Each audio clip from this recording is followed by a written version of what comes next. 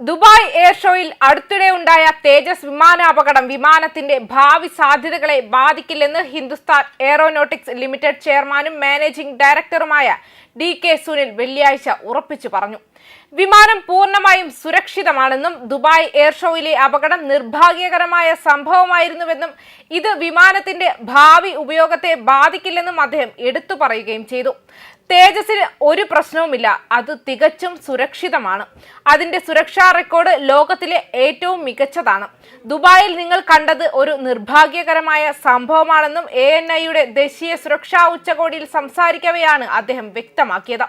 വിമാനത്തിൽ നടത്തിയ ഗവേഷണ വികസന പ്രവർത്തനങ്ങൾ ഊന്നി പറഞ്ഞുകൊണ്ട് ഏറ്റവും പുതിയ കഴിവുള്ള 4.5 തലമുറ വിമാനം ഇന്ത്യ തദ്ദേശീയമായി വികസിപ്പിച്ചെടുത്തത് അഭിമാനകരമാണെന്നും HAL ചെയർമാൻ പരാമർശിച്ചു. രാജ്യങ്ങൾ സ്വന്തം സാങ്കേതിക വിദ്യ വികസിപ്പിക്കുകയും ചെയ്യുമ്പോൾ നമ്മൾ ഘട്ടങ്ങളിലൂടെ കടന്നു പോകുന്നുണ്ടെന്ന് ഞാൻ കരുതുന്നു. ഏറ്റവും പുതിയ ശേഷിയുള്ള ഈ 4.5 തലമുറ വിമാനം ഞങ്ങളുടെ കൈവശമുണ്ടായിരുന്നു. ഇതൊരു മികച്ച വിജയമാണ്. നാം എല്ലാവരും അതിൽ അഭിമാനിക്കണം. എപ്പോഴും വിമർശകരും ചോദ്യങ്ങൾ ഉന്നയിക്കുന്നവരും ഉണ്ടാകുമെന്ന് ഞാൻ കരുതുന്നു. പക്ഷേ അത് ശക്തിയിൽ നിന്ന് ശക്തിയിലേക്ക് പോകുന്നതിൽ നിന്ന് ഞങ്ങളെ തടയില്ല. ഇത് തികച്ചും സുരക്ഷിതമായ ഒരു വിമാനമാണെന്നും തേജസിന്റെ ഭാവിയിൽ ഇത് ഒരു തരത്തിലും ബാധിക്കില്ലെന്നും എനിക്ക് ഉറപ്പു നൽകാൻ കഴിയുമെന്നും അദ്ദേഹം കൂട്ടിച്ചേർത്തു. ആഗോളതലത്തിൽ കമ്പനിയെ വളർത്തിയെടുക്കുന്നതിനായി കയറ്റുമതിയിലും ശ്രദ്ധ കേന്ദ്രീകരിക്കുന്നുണ്ടെന്ന് HAL ചെയർമാൻ പറഞ്ഞു.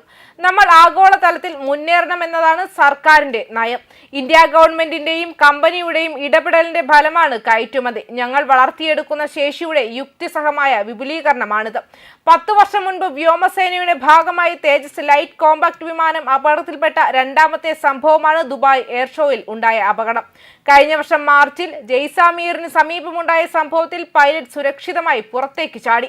വെള്ളിയാഴ്ച ദുബായിലെ അൽ മക്തൂം അന്താരാഷ്ട്ര വിമാനത്താവളത്തിൽ നടന്ന താഴ്ന്ന നിലയിലുള്ള എയറോബാറ്റിക് ഡിസ്പ്ലേക്കിടെ വിമാനം തകർന്ന് തീപിടിച്ചതിനെ തുടർന്ന് പൈലറ്റ് മരിച്ചതായി ഇന്ത്യൻ വ്യോമസേന നേരത്തെ സ്ഥിരീകരിച്ചിരുന്നു.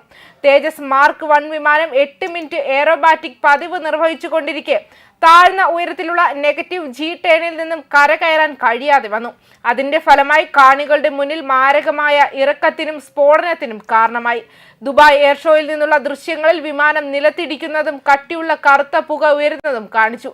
അടിയന്തര സംഘങ്ങൾ സ്ഥലത്തേക്ക് കുതിച്ചെങ്കിലും വിംഗ് കമാൻഡർ നമാൻഷ് സിയലിന് പുറത്തേക്ക് ചാടാൻ കഴിഞ്ഞില്ല. മാരക പരിക്കുകൾ സംഭവിച്ചുവെന്നും വ്യക്തമാക്കുന്നുണ്ട്.